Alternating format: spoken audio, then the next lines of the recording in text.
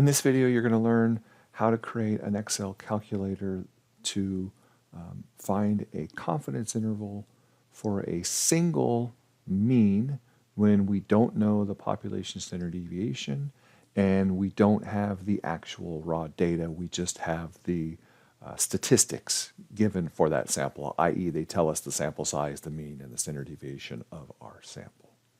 As always, this template is available via a link in the description. Okay, as always, the cells that are yellow are the ones that we will have to enter the information in as it's given to us in each question, and the rest of the cells will auto-populate after we have created our formulas. Okay, first thing we're going to do is figure out our alpha, which is simply just the complement of our confidence level. So it just equals 1 minus that confidence level. Then we're going to find our T critical level, and we've seen this in previous videos, if you've watched other ones before this one, that you're going to start to see the pattern, that it's always going to be the critical level plus half of alpha equals, sorry, not the critical level, confidence level plus alpha over 2. And the reason being is we're trying to find that upper limit of our confidence interval, and in order to do that, the Excel function needs to know what percentage of the total area under our distribution curve is to the left of that value. And to the left of that value is going to be the entire confidence interval, so 95% of the data. But then it's also going to be the one tail, which is half of alpha, right? There's going to be half of alpha in the upper tail, half of alpha in the lower tail, so we need that half of that alpha amount, put it together, and that's what gives us the 97.5% below us. Degrees of freedom, when we have just a single mean, is a very simple formula. It is literally just our sample size minus 1, so it's going to equal sample size minus 1.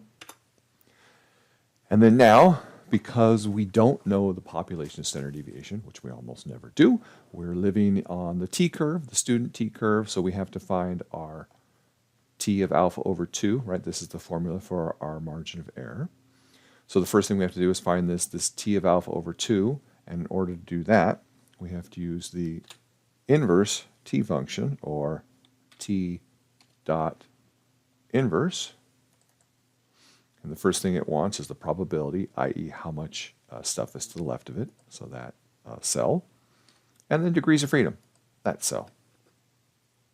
And that is our T alpha that goes in this portion of our formula.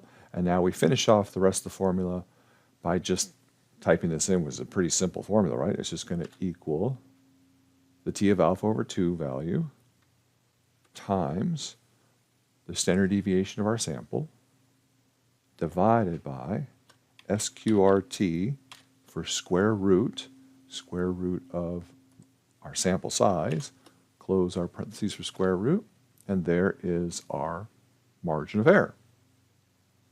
Now all we have to do is take that margin of error and add and subtract it to our single point estimate, which in this case is the mean of our sample. So the lower portion of our confidence interval is simply going to equal the mean of our sample minus our margin of error, and the upper one is going to equal the mean of our sample plus our margin of error.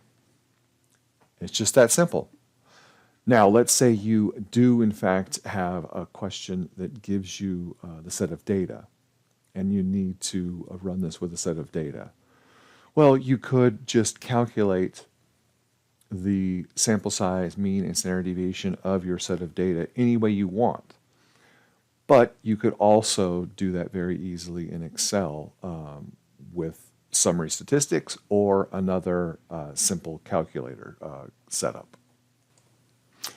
So what I've done here with this portion of our template is I've given myself pretty much the exact same scenario where I'm finding a single mean and I don't know the population standard deviation. But the difference is here, instead of having the stats given to me, I'm just given the raw data. So all I'm going to have to do is paste my data in this column for each new question. Again, this is the only thing we change manually, right? Whatever the confidence level is. And then the rest of this is going to populate based on the data. The first thing is our sample size, and that's really easy. We just do an equal count function. And you can see the count function counts the number of cells in a range that contains numbers. And that's good because we don't want it to count this first one. And we also don't want to say, hey, just count just this stuff. Because then what happens if we put in a data set that's longer than that? It's going to miss all the numbers below this cell. So instead of doing that, we're going to say count everything in column D. You just click on the D letter up here, and you can see it puts D:D. And now that counts up all numbers that are in that. And you can see that it only gave me 36 because this is the 37th row, but the first one is data, so there's 36 numbers there. Now we do mean of the sample, which of course is very easy, equals average. And again, just click on D to get the average of the entire column, because it also won't, do anything with the word data. It just ignores it. Do the same thing for the standard deviation, equals ST, and then of course we need to do standard deviation of a sample, because this is a sample. The whole thing. Our alpha.